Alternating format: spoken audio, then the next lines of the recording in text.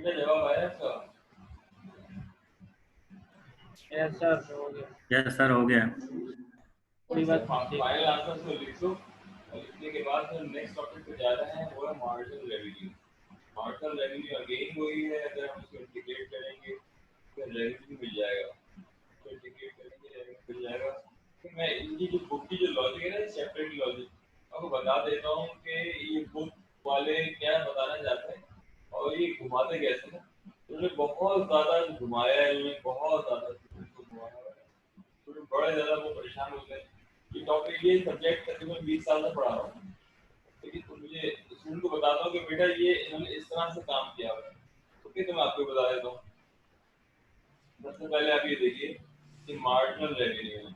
Marginal revenue को जब integrate करेंगे हमें मिल जाएगा रेवेन्यू। मार्जिनल कॉस्ट है, उसको इंटीग्रेट कर देंगे मिल जाएगा कॉस्ट। सही है, आपके पास ये आपने दो चीजें जो है इसमें चलानी। ओके, ये बिल्कुल आसान चीजें मैं आपको बता भी देता हूँ करके ये होता क्या है। सबसे पहले मैं आपको बताता हूँ कि ये जो पढ़ा रहे हैं इससे पढ़ाने के पीछे लॉजिक क्या है। वो लॉजिक आपको क्लियर हो जाएगी ना, तो आप समझ जाएंगे अच्छा ये करवाना चाह रहे हैं, इस वजह से घुमा रहे हैं। ठीक है, जो कोर लॉजिक है ना इसके पीछे, चैप्टर के पीछे वो है क्या, वो है हमारा पीएफ है। यहाँ मैं लिख देता हूँ कोर लॉजिक। कोर लॉजिक ये है हमारे पास P of X equal to R of X minus C of X. ठीक है बेटा, पी ऑफ एक्स को कहते हैं प्रॉफिट फंक्शन। अगर वो ये लॉजिक समझ में आ गई ना तो आपको बुक पूरी समझ में आ गई। इसको हम कहते हैं रेवेन्यू फंक्शन। ठीक है बेटा, इसको हम कहते हैं कॉस्ट फंक्शन। ठीक है, अब रेवेन्यू फंक्शन जो है वो कैसे निकाला जाता है। रेवेन्यू फंक्शन के लिए अगर हम रेवेन्यू फंक्शन को डिफरेंशिएट कर दें, अगर हम रेवेन्यू फंक्शन को डिफरेंशिएट कर दें तो ये बन जाता है मार्जिनल रेवेन्यू। ठीक है, इसी तरह से हम कॉस्ट फंक्शन को अगर हम डिफरेंशिएट कर दें जी ऑफ एक्स से तो ये बन जाता है मार्जिनल कॉस्ट।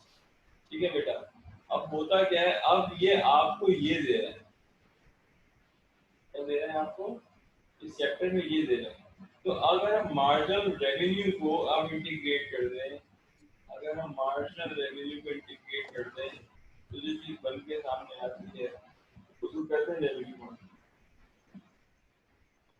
इसी तरह से मार्जिनल कॉस्ट को अगर हम इंटीग्रेट कर दें तो जो चीज बन के सामने आती है।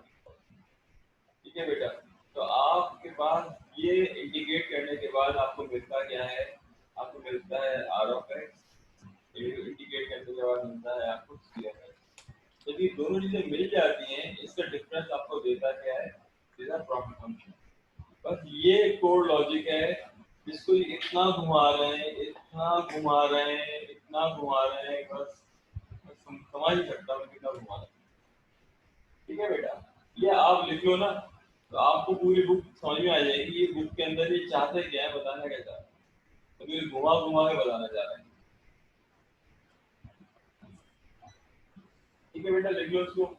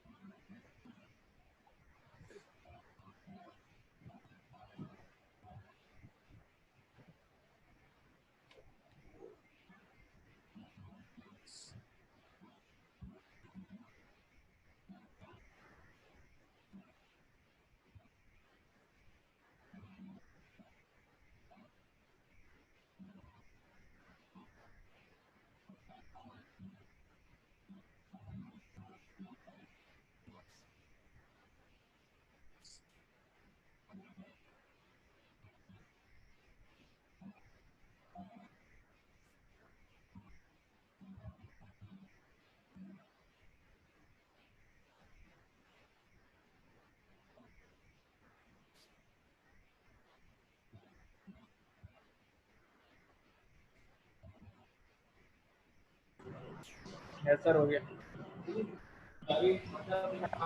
लॉजिक आसान है, लॉजिक यस मुश्किल सर। तो नहीं है ना।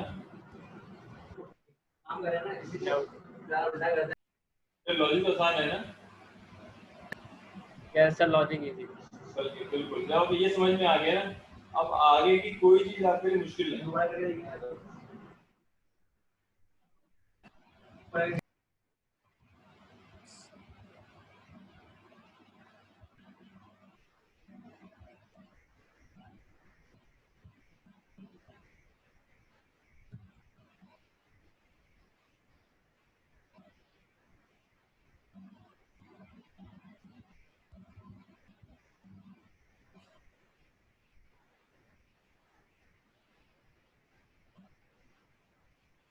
ठीक है बेटा, अभी सवाल है एग्जाम्पल नंबर 6 है। अब इसको कर लो और इसको कॉपी में नोट डाउन कर लो, आपको समझ में आ जाएगा ये क्या बताना चाह रहा है। और कुछ भी नहीं है, मैंने आपको कोड लॉजिक बता दिए। अब मैं आपको 2000 सवाल दे दूँ, आप कर लेंगे। 5 सवाल दे दूँ, कर लेंगे। 1 सवाल दे दूँ, कर लेंगे। अगर आपको कोड लॉजिक क्लियर नहीं है तो आपके लिए ये सवाल ही मुश्किल हो जाएंगे। ठीक है बेटा, आपको सॉल्व कर लो।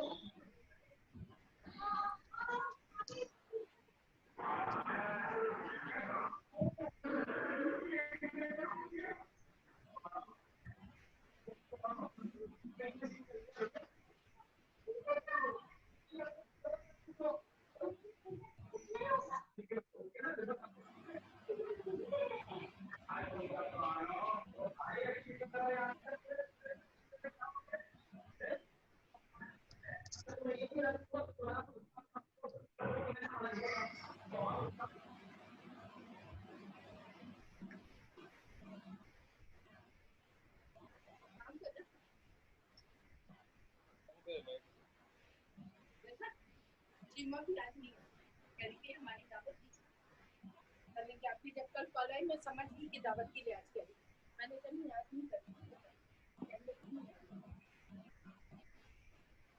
हो गया? बेटा बोले हो गया?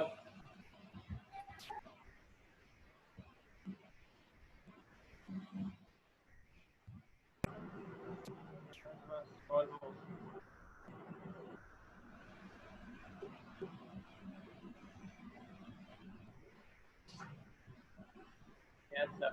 मेरा नाम भी नहीं जाएगा आराम से। मुश्किल चीज नहीं है इसमें, तो मुश्किल चीज तो नहीं है।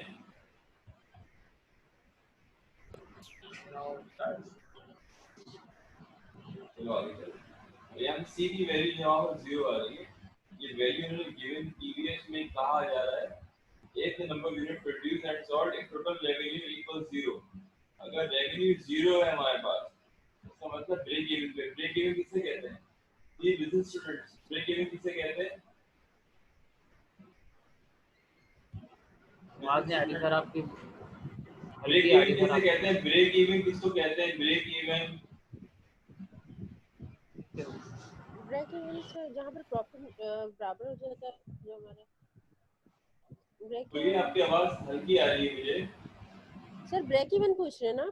हाँ हाँ, सर ब्रेक इवन में जब हम जितना हमने जो कॉस्ट लगाई हुई होती है प्रोड्यूस में, वो कॉस्ट बराबर हो जाती है, जब मीन्स के हमारे जो बिल्कुल सही है। मैं आपके जवाब दे रहा हूँ। ब्रेक इवन के माने यस जितने का खरीदा होता है उतने के बेच देते हैं आप, तो प्रॉफिट ही लेते हैं। जहाँ प्रॉफिट 0 हो जाता है उसको ब्रेक इवन कहते हैं। जहाँ प्रॉफिट सर। 0 हो जाता है उसको ब्रेक इवन कहते हैं। ब्रेक इवन के माने होते हैं R of X is equal to C of X. सही है, ब्रेक इवन के माने होते हैं R of X is equal to C of X. इसका मतलब ये है कि जितने का खरीदा आपने उतने का ही बेच दिया, प्रॉफिट नहीं लिया, ब्रेक इवन।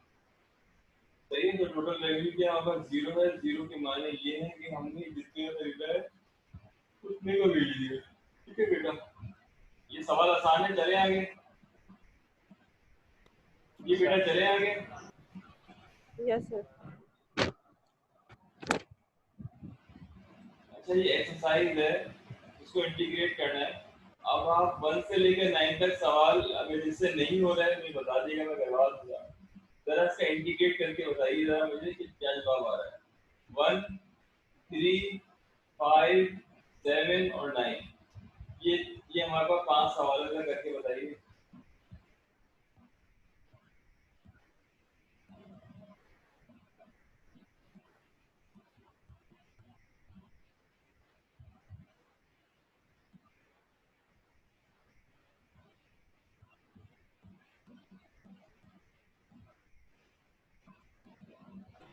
सर पहले का 80x आएगा।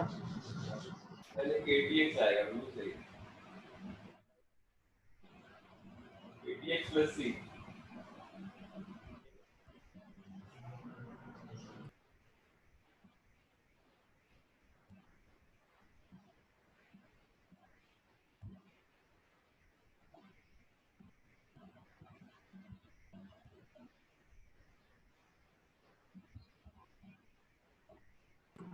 सर थर्ड वाली की वैल्यू क्या लिखी हुई है?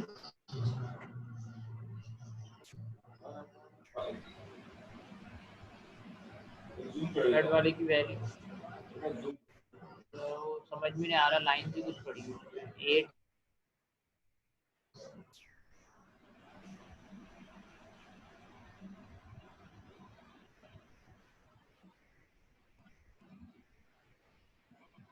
और 1.5 है।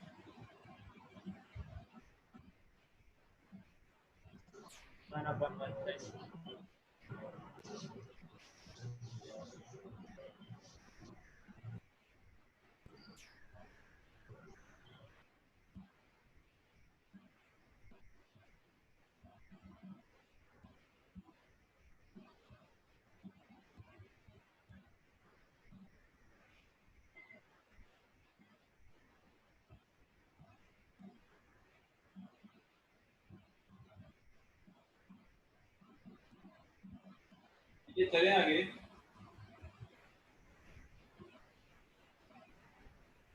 पांच सवाल है, आसान आसान से।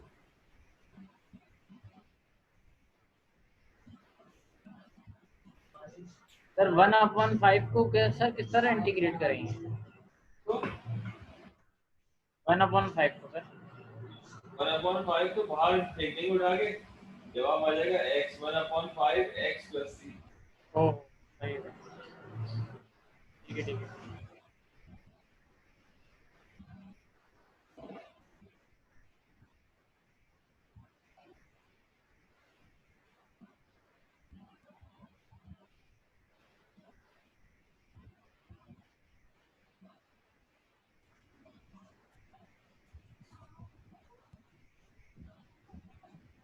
पापा ने क्या बोला है?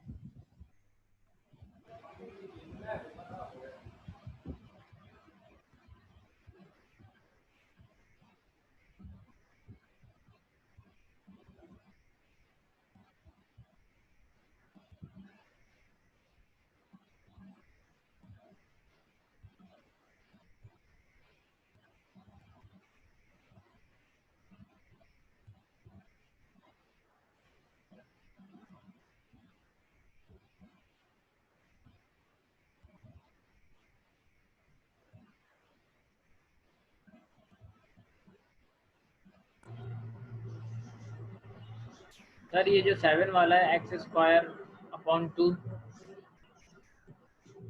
1/2 को उठा के बाहर फेंक देंगे, x की power 2 plus 1 upon 2 plus 1।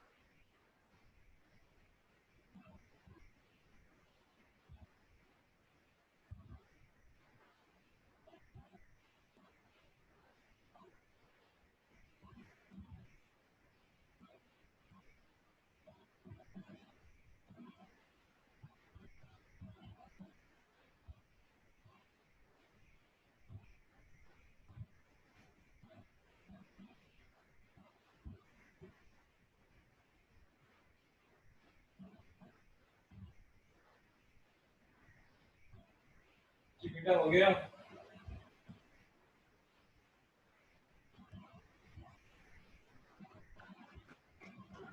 Sir हो गया। पहले का जवाब बता दूं, तो बोर्ड वाले का आंसर ये आएगा ना जी। मैं पहले का जवाब बता दूं 80x प्लस सी। दूसरे का जवाब है हमारे पास 1/5 x प्लस ऑफ सी। तीसरे का जवाब है 3x² प्लस सी। सातवें का जवाब है हमारे पास 1/2 बाहर आ गया, x की पावर 3/3 यानी कि 1/6 मल्टीप्लाई बाय x की पावर क्यूब प्लस ऑफ सी। उसके बाद चौथे का जवाब है दूसरा नंबर 9 का x की पावर 5/5। सर 7 का आंसर दोबारा बताएगा सर। जाएगा 1/6 x³ plus C. Yes sir.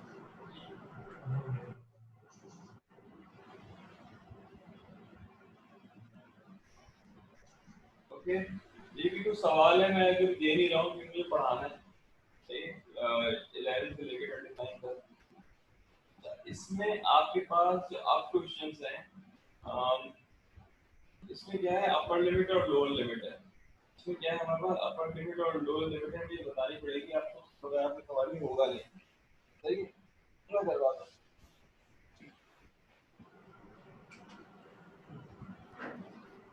Okay,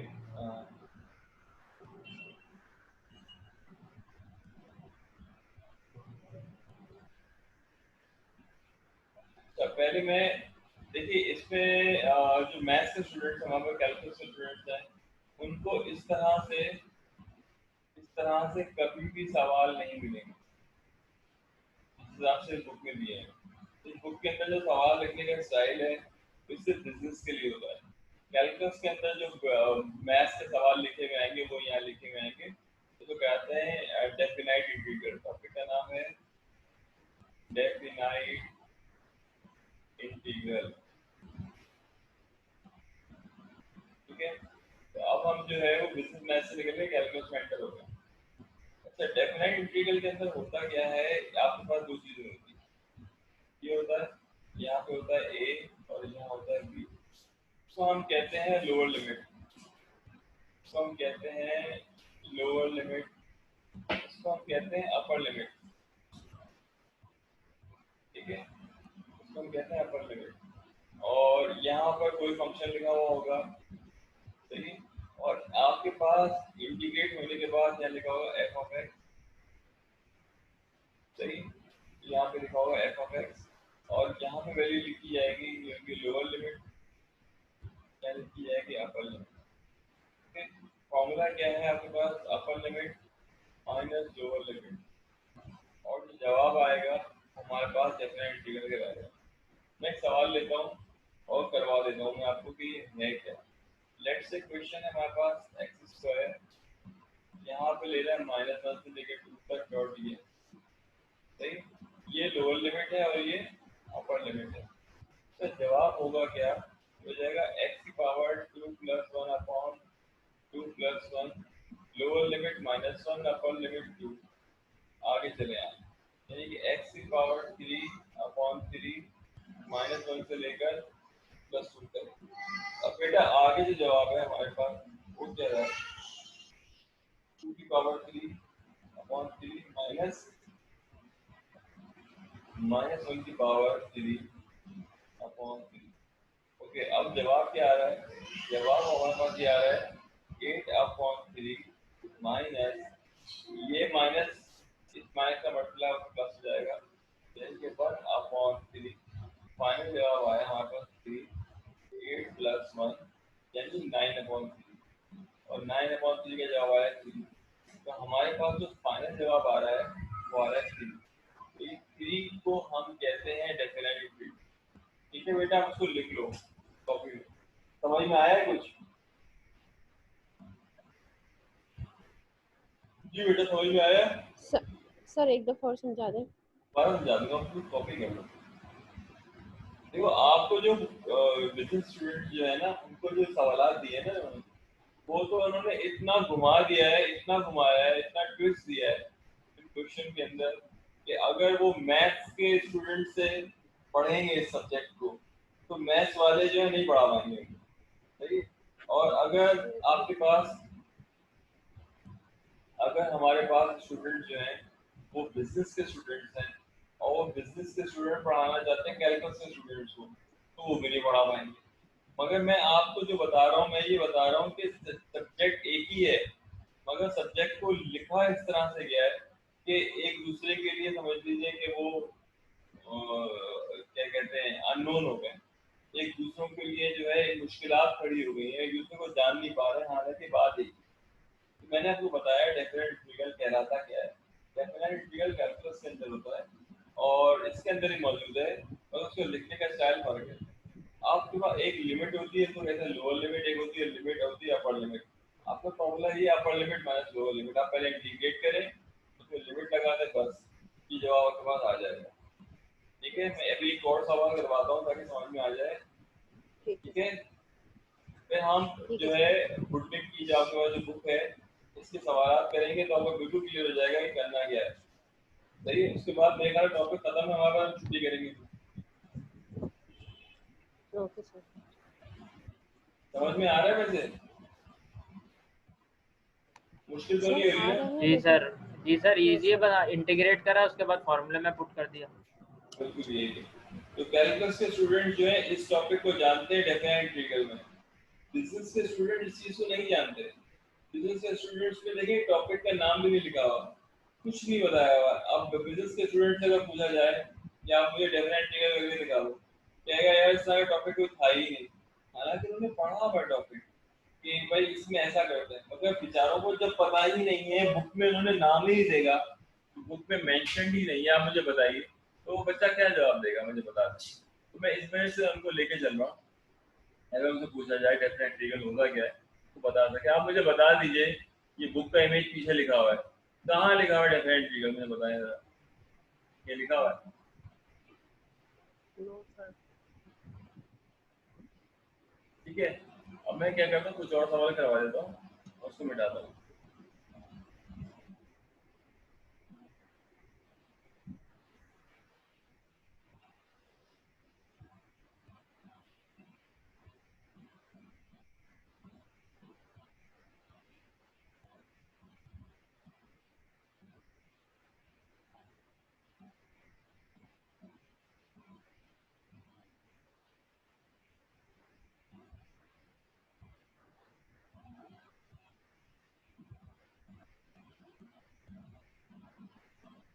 अच्छा बेटा,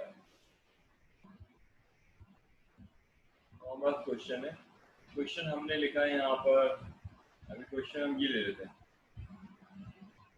माइनस के एक्स स्क्वायर प्लस के 4x, और यहाँ लिखा हुआ है एफ डैश ऑफ एक्स, इन्होंने बताया था, सही।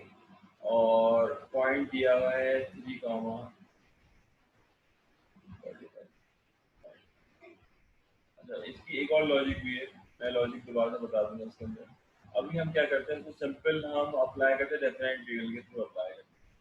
तो हमने लिखा है यहाँ पे माइनस के एक्स स्क्वायर प्लस 4x, और आपने लगाया इंटीग्रेट, और ये लगाया ब्रैकेट में, यहाँ लगाया dx, यहाँ लगाया आपके पास 3, यहाँ लगाया आपने 45।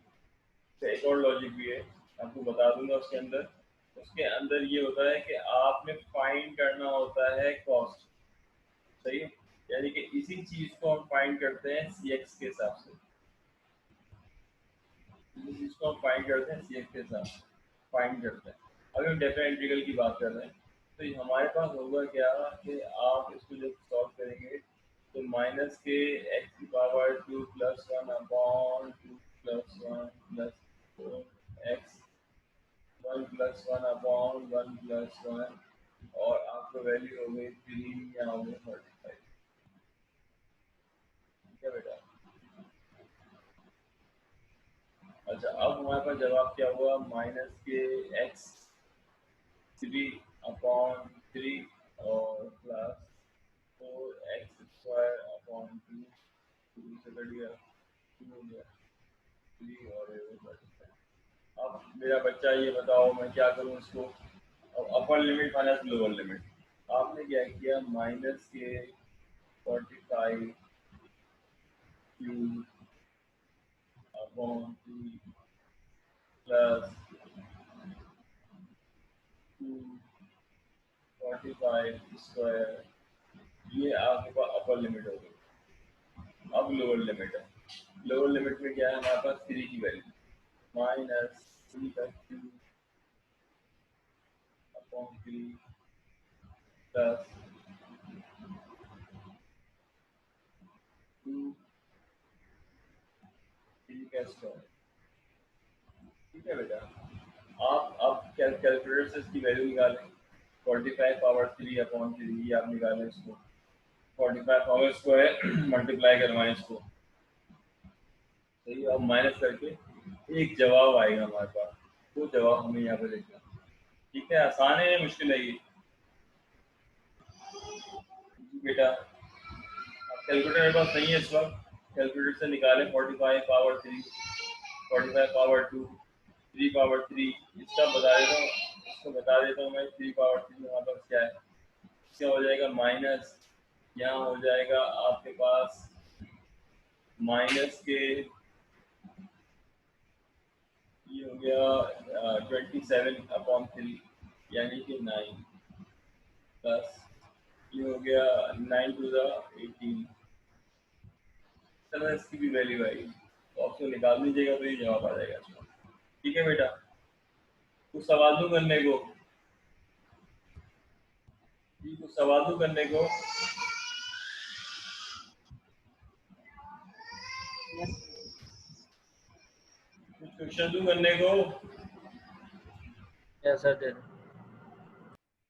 हाँ सवाल देते हैं, easy से ताकि आप कर लीजिए। ओके, हमारा पास पहला क्वेश्चन है, x प्लस सी माइनस 1 से लेकर 3 तक। Question number x square upon 5 0 से लेकर 4 तक, so 1 plus x square minus 1 से लेकर प्लस 1 तक। बेटा बताओ तो सवाल कर दी।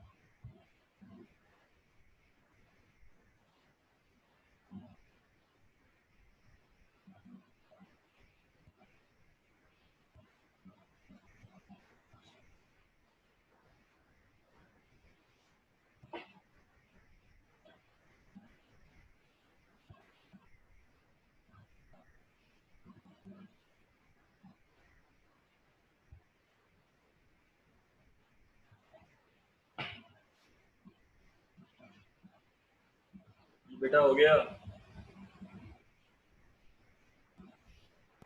कहते हैं सर पहला हो गया। चलो आगे चलो।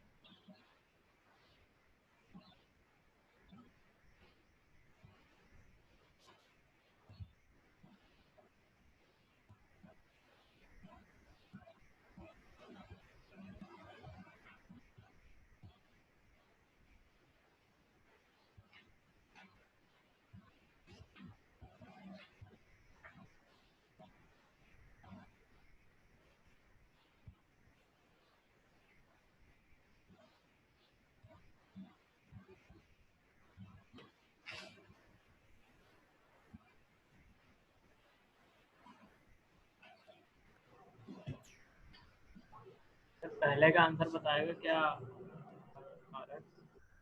सही क्या रहा? कारण 9 करके दिखा दूंगा अभी मैं। खराब करवा रहे हैं।